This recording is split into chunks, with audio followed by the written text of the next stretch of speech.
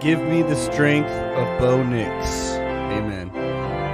Ooh, y'all. That was truly a miraculous comeback. Who else was worried? Just a little bit if you were a Ducks fan. Who else lost the faith, as I did, going in to that fourth quarter? Or I'd say like mid-fourth quarter. Basically when those penalties started really adding up. I mean, once DJ Johnson, that targeting on DJ Johnson, I wasn't like giving up on the team. I wasn't giving up on Dan Lanning. There's a big difference in that, you know. I wasn't giving up on anything really. Like, I wasn't going to turn off the game, you know. However, at that point, it just felt like another Wazoo loss. Another Wazoo game where we go there, and even though we're ranked, you know, we're definitely the favorite, even though we're going in there, and it should just be another, you know, easy win. It's Pullman. It is crazy on the Palouse.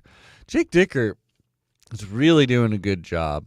Both state schools, you know, Oregon State and Wazoo, both those coaches, you gotta hand it to them for everything that is, you know, in those locations, how hard it is to build a program. They're really doing it a really good way, especially Jake Dicker just like stepped in there and seemingly doing a great job. Whoo! But holy cow, them Ducks. They rallied back. I was very worried at that point. Now, as you can see, I'm trying to go for, it's Sunday. This is the Chapel of Quack. I'm kind of trying to go for like the cool preacher look. Like the kind of preacher that's like, oh yeah, we have video games here. We praise God in our own way. You can do it anywhere as long as he's in your heart. That's kind of what I'm trying to channel here. But for Bo Nix, our true savior. Oh, man. Bo Nix, which let's get to. I mean, I got my... You've heard of the 12 commandments? Well, these are the 12 Quack commandments. Yep, going with the easy one. Occam's razor, why am I fighting it? Boom, number 1. Believe in Bo. Holy cow, Bo. You killed it. Now he's a senior, you know. Obviously, we know he's been playing since his freshman year because he had a pretty big game to start off that. I digress, though. We don't need to go into that. But Bo Nix had a career high in passing yards, 428 passing yards, 33 of 44, 3 touchdowns. He did not run in a touchdown in this game like he did last week. However, he did run in a crucial, some would say crucial. Every point's crucial, but, I mean, we only won by 3 points, so a pretty big 2-point conversion with some trickery he got in there on a little keeper. And, oh my, it just goes to show you that anyone can be redeemed because that pick, we all saw the pick. That pick was freaking gnarly. It was a bad decision. You could tell he was going like, wow, I had a lot of success, you know, like going out to the flat with the running back. Last time, it got me the 4th down conversion. We've had trouble in the red zone on all the other drives. Like, we're walking away with the field goals, but we're not getting the score. Not only that, but this score can tie it. And he really just forced going back to that same play. I believe it was to Irving. And, you know, Irving is a great player, you know. And so I can imagine going back to it, but he just it was obvious where he was going. He put no thought into it. He put a second too much thought, and also at the same time he wasn't thinking what he was doing. Because it was, I believe, the second longest interception return for the Cougs at home in their history. So isn't that fun? Isn't that fun to be part of history, I guess? That being said, holy cow, like from then on, that raised the stakes because he was basically perfect until that interception. You know, he had some incompletions, but he was throwing them out like it was smart for him to just be throwing it in the nosebleeds, you know, to try to hit someone cracking down on the old fireball, trying to knock it out of their hands. And he was definitely doing that. Like, he was making really smart decisions, minus that huge, almost like game deciding, even though it's like, it wasn't even the halftime. So who's to say it was game deciding? It's just one play, but it felt huge. It felt like, that was going to be the play. It feels like if Wazoo would have won, maybe it would have been a SportsCenter top 10. There was another play I thought that Wazoo did that I thought was going to make top 10, but apparently it was a good day. Interesting day. So he made that one terrible decision, and that really ranked it up to the point where he had to be perfect from that point on. And he damn near was.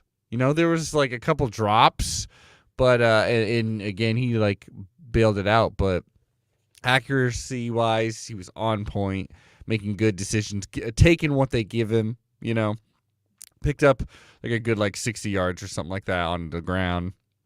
Bo Nix. Awesome, man. Awesome. Huge win. Fun stuff. Having fun. Dark horse Heisman. Yada, yada, yada. Let's get into the second thing. Bucky 2. I'm just saying, praise Bucky 2. Believe in Bucky 2. Oh, my gosh. Bucky Irving, you are the man.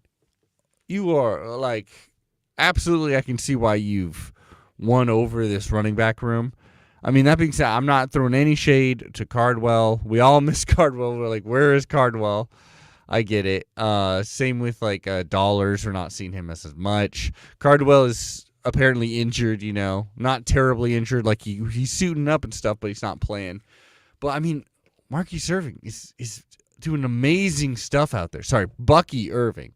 And I think ever since apparently is really good. Ever since he got that name change, he's been playing like a madman. So hey, Bucky. And they finally said on the commentary, anyways, it was to honor his father. So hey, I love it. Bucky. Ooh, Buck stops here. Bucky stops here. Not Bucky around. 11 carries, 81 yards, 5 receptions, 38 yards, 1 touchdown. Crucial touchdown. All of them are crucial, obviously. Just was a threat everywhere. Oh man, that 21-yard reception that he got. It was I want to say it was on 4th down. No, maybe it was 3rd and short. I kind of forget.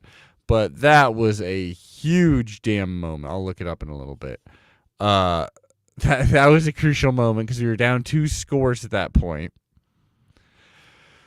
Oh, I love this team. That was fun.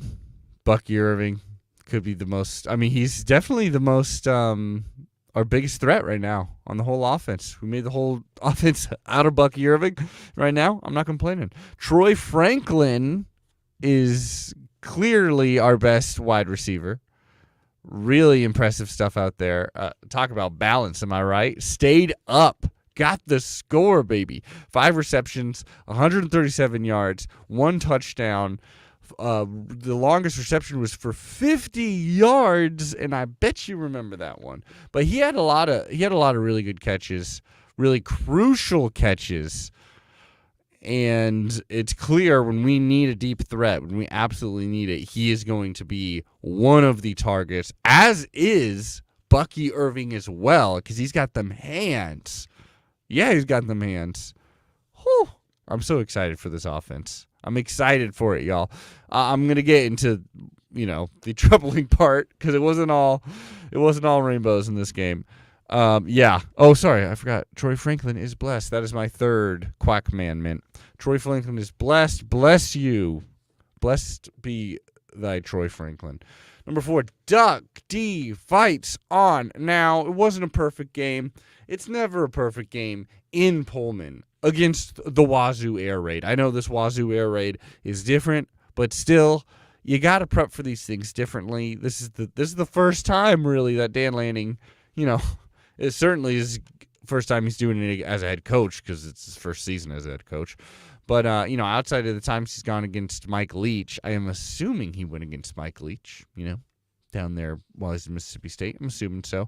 But it's just not something you see very often. It's a real test, especially in Pullman. It was lit. It was absolutely lit. Man, It was crazy. And so that first half, too, the second half they were tired because, I mean, it was all on their shoulders. And we can't, we'll get into the penalties, but we can't disregard that. That was brutal, and a lot of those penalties took place on defense, so that's something you can fix, though. You know what I mean? It wasn't like a talent issue. It was an attitude issue, and hopefully Dan Lanning's really laying in on him there. But the Duck defense, so when you look at the drives in the first half for the Cougs, you had that 75-yard touchdown drive. Yeah, that's not great. I mean, that's not great. But that's usually your most orchestrated drive, you know. I think she should be like, we should give them that one. But that's the one typically I'm like, I'm going to excuse the most. You don't like to see that it's a 75-yard drive that they march down the field. But, yeah, I don't know. So that was rough. And then the next drive was a 54-yard field goal drive. So we did hold them to a field goal, which at the time, the way things were going, that felt pretty good. That felt pretty big, you know, to hold them to that field goal after being held to just that field goal ourselves. And then we actually forced them to 2 punts. And obviously the score was on defense, the Wazoo defense, when they got the pick 6. So that was their other touchdown. Otherwise, we held them to like 10 first half points. We forced them to punt twice, forced 1 field goal, and then it was that first drive, which is typically, you know, the most planned out drive, that they scored the touchdown. So I don't think the first half defense was all that bad. Could have been better, always something we can work on. But 10 points on the road, like, I'll allow it. That's pretty sweet.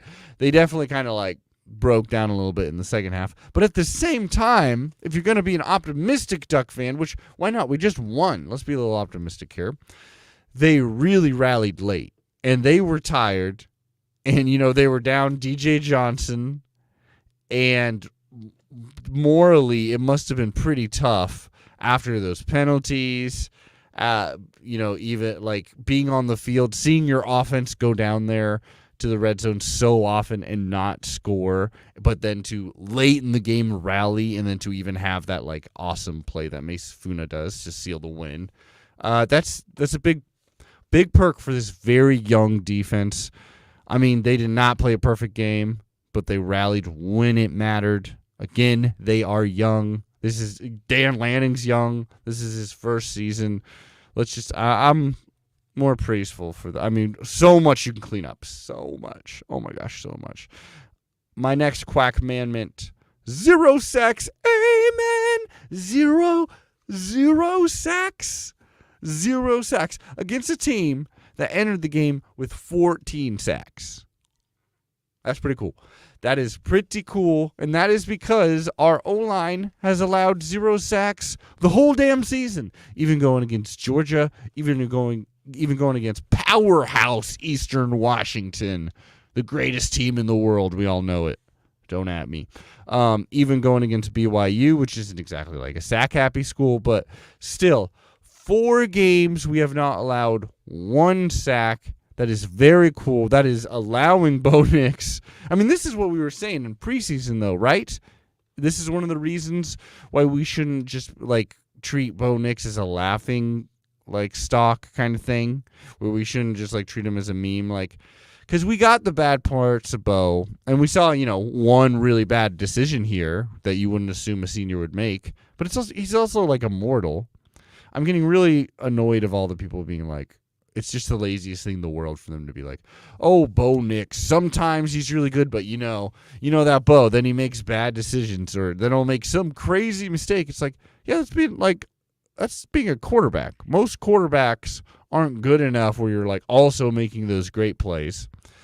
And I think some of the reason he was making those bad decisions because he was playing in some like behind some terrible offensive lines at Auburn.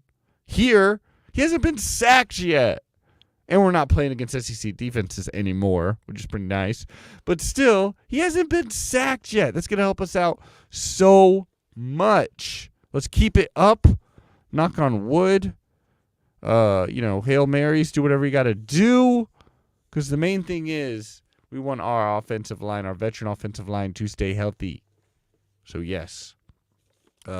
Say 10 Hail Marys or whatever. I'm not Catholic. I don't really. Actually, no. I'm a duck. Yes, I'm a duck. Let's get on to the next one. I don't know what my camera's doing. Sorry. Boom. Number 6, red zone. Blasphemy. Because that shit was crazy. Red zone. What is going on? That was horrifying. I mean, that's the reason why people were angry during this game. If you were angry and you were a Duck fan, that's why. Because let's break down our first 4 drives, which were terrible. Yeah. So that first one was an 8-play, 69-yard drive. And this was in response to their first drive, which they just, like we said, they just flew down the field, marched down the field, get that early score. It's in Pullman. We're all feeling a little afraid, but it's like, all right, let's see what Dan Lanning and the Ducks, let's see what Dillingham's got up his sleeves. We go 8 plays, 69 yards really easily. Again, because Bucky Irving is a beast. He's so good. Since he's evolved into his final form, Bucky, he's unstoppable. And so he's just plowing through Wazoo. Bo Nix making easy decisions. Everyone's making good catches. I mean, we should say Coda is such a Troy Franklin is definitely, like the best pass or the most lethal threat, I will say, making big headlines and stuff like that. But Coda was such a crucial offseason pickup because the guy's great. Such reliable. It was getting, multiple 20-yard receptions, sure hands. I love it. But that being said, so we're marching down the field, and we have to settle for the field goal because suddenly we start to get really cute, and we're going out. So many outside runs. We're trying everything except either running up the middle or doing a play action or doing a quick little pass. I mean, the passing game was really what was cooking for us. But we were trying something. I don't blame Dillingham. We were trying to go outside, and it didn't really work, and we had to settle for the field goal. Not so bad, only down by 4. Now we've, hold them to a field goal. So then we're marching down afterwards. 11 plays, 65 yards. And again, we have to settle for the field goal. And this time they were just like, dude, Wazoo did their film study, especially on us in the red zone. They're like, oh, they think they're just going to be able to just push Nix up the middle, huh? They really think they're going to try to do that. They're going to try that stuff that they did against BYU in Eastern Washington against us, and they just, boom, blew it up. And then, it was short yardage, but we were hoping at that point that we can just kind of run it in or, try a couple of, no. Wazoo, their defense, they are fast and they are shifty. They can get through those cracks quick. That is their superpower. You got to figure out a way to score on them. Get the ball out of your hands quick. Or in our case, we didn't have to get the ball out of her hands quick because the pressure wasn't there. He could have eaten a 4-course meal back there. So, yeah, we're forced to settle for the field goal again.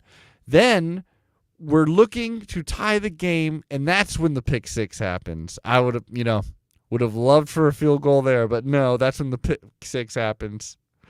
And then on that final drive, we get the field goal because it's like, look, we got to get some points. It was nice that we were able to rally back for this. And it made it a 1-score game. And, yeah, so there's a lot of frustration there. Wazoo, to their credit, clearly did their research. Or, like I said on Twitter, one of y'all sold the playbook to them. I got my eye on you. I'm going to put you on blast. I'm going to put you in jail. I'm going to citizen arrest you. That's right. Penalties. We had 8 penalties, some gnarly ones, specifically because it was like, yep, that was our fault.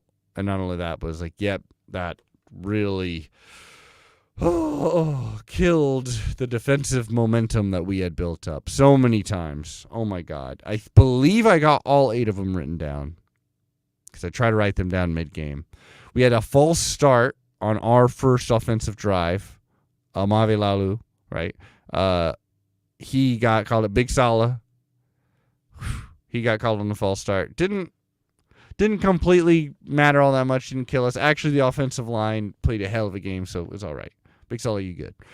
Next penalty, Bo Nix, I do believe. So we played a relatively clean game because I believe the next penalty was when Bo Nix did like a low kind of like tackle or block on that pick six. So whatever. I guess I don't care about that. He's just taking some frustration out. I think we had some contact on a special teams play. I do believe, if I'm remembering correctly, that was another one. DJ Johnson with the late hit on that second drive in the third quarter. That was rough. That extended that drive. See, that was an example of one where it's just like we just didn't need it. Because it wasn't a late hit. It was him against an offensive lineman. The play was dead. Like, the play was dead. That deserved the yelling in his face. Like, that was a decision that you made. Yeah, it was a quick thing, but you can't be doing that. Come on. Fourth quarter, I do believe... Oh, yeah, we kicked out of the bounds. That wasn't good.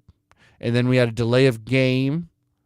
Then we had the DJ Johnson targeting. That was a tough one. I mean, obviously, that came at a rough time.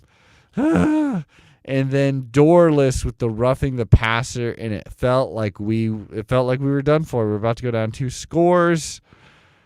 Oh man. And it would have been grounding. That was the thing that was hard to swallow on that one. I believe it was third down. Would have been grounding. Would have put them probably out of field goal range. Instead, the play continues, or the drive continues. They go up 2 scores.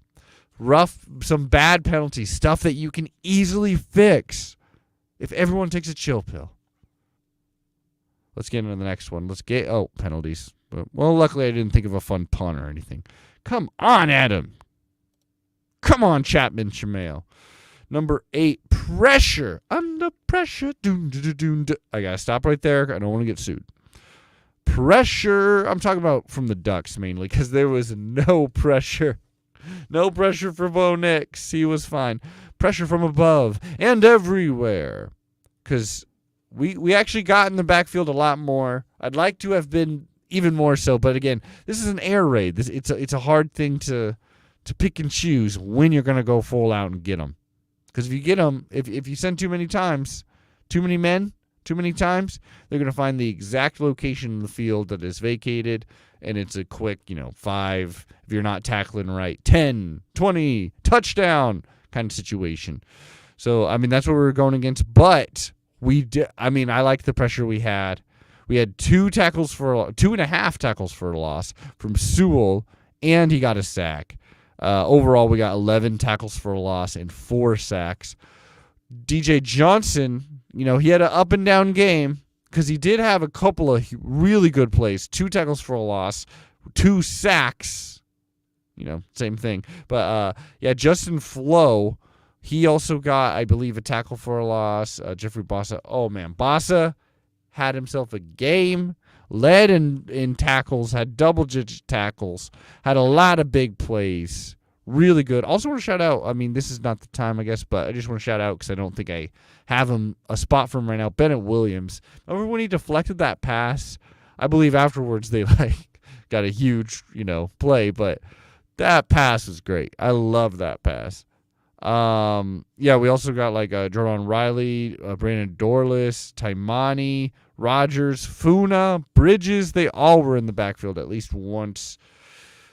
It was a good game. Good game for pressure. After a while, it was frustrating. We were, at the same point, we were getting back there, but no one had that, Thibodeau ability to truly then turn the corner and get to him.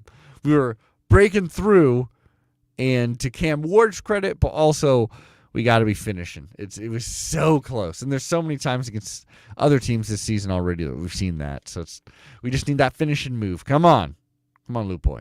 Teach those boys. Let's get on to the next one. Number 9, turnover battle, the holy war, if you will. We won.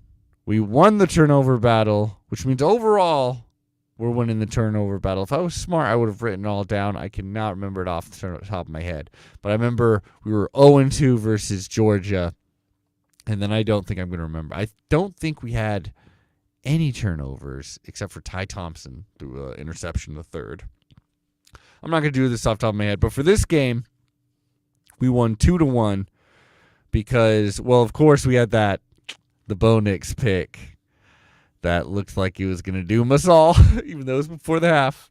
Plenty of game left, obviously. But, yeah, we had the Bo Nix pick, and then we had the Triquez Bridges interception, which was interesting, where the Cougar caught it. He was kind of like in the act, like on the ground, had caught it, was still on him, and not touched the ground. The ball hadn't. But while that was happening, Triquez Bridges was on him, and he kind of just plucked it off. And hey, if they're all going to say it was right, I'm not going to complain. That was a pick. Unfortunately, we weren't able to do anything on that. It would have been nice if we would have scored, taken the lead a lot. If this game would have been a lot easier to handle heart-wise, if that would have happened. But no, we didn't do that. Instead, we went I believe 3 and out. But then the next one was,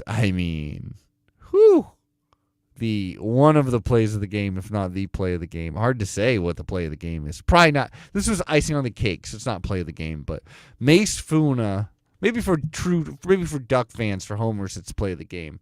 Because wearing number 18, wearing that Spencer Webb number, he picks off the little tunnel screen. Who we had Michael Preston on the podcast, Kook fan from Kook Center. He was talking about he was not excited to see the tunnel screen reintroduced into the game plan as much as it is, and maybe this is why. Mace Funa reads it, picks it off, good hands, runs it in, returns the favor with the pick six, seals the win. Whew.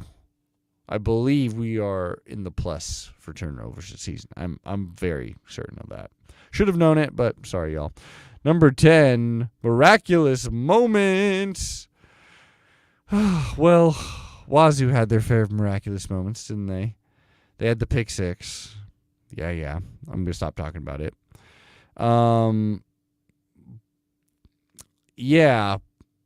But, for us, I want to shout out Camden Lewis because, we were not happy settling for field goals, especially early on, and all that momentum. We were right there. We were in the red zone, deep in the red zone, all those times.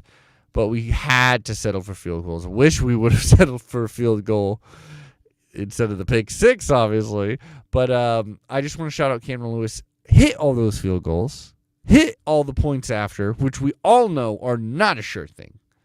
Not in college football, not in the NFL. They are not a sure thing. Hit all those. All were crucial. If you would have missed one, this could have been a tied game at the end. Even though that garbage touchdown at the end, I'm not sure if that should have counted. Seems like he was past the line of scrimmage, but whatever. They counted it. So it could, if he would have missed one of those field goals, it would have been a tied game on a crazy play. So maybe, who knows, butterfly effect. But so thank God for Camden Lewis. Then the 55-yard pass to Hudson, right starting the second half, that felt pretty huge for Oregon momentum-wise. There was the 21-yard catch from Bucky. That also was miraculous. And Bucky's a great player. That showed it. I'm feeling like Captain America over here because I am in love with Bucky. I just came up with that. I may tweet it. I bet you 0 people will like it. It just seems a little too geeky. A little too desperate, honestly. And then we've got the Cam McCormick touchdown. The 1-yard little touchdown, little trickeration with the 4 tight ends. We had 4 tight ends out there. Suck on that. That is great. I want more 4 tight ends. I want that against Stanford because that would be fun. Oh, yeah. To out Stanford? Oh, yeah. And then there was, of course, the Funa touchdown, which is probably, like I said, I think for me, the play of the game, though it'd probably have to be one of Bo Nix's miraculous passes that he was making. I don't know. It's tough to say. Maybe it'd be some Bucky Irving play.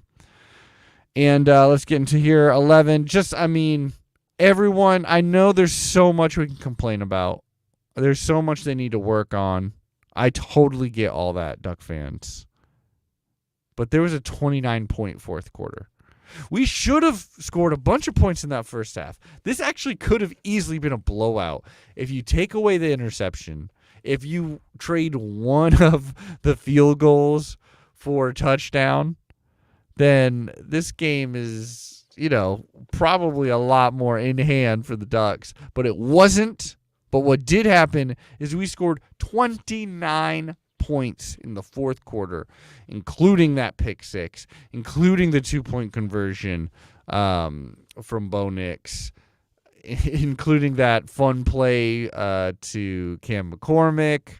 It was great. Jordan James coming in, doing the CHL role of just pounding it in. They'll just start off the fourth quarter to get the Ducks there. It was a wonderful game. It's one I'm going to think back fondly, especially because Pullman's so tricky. There's so many times we watch that game, even with the rally back, and then it doesn't happen.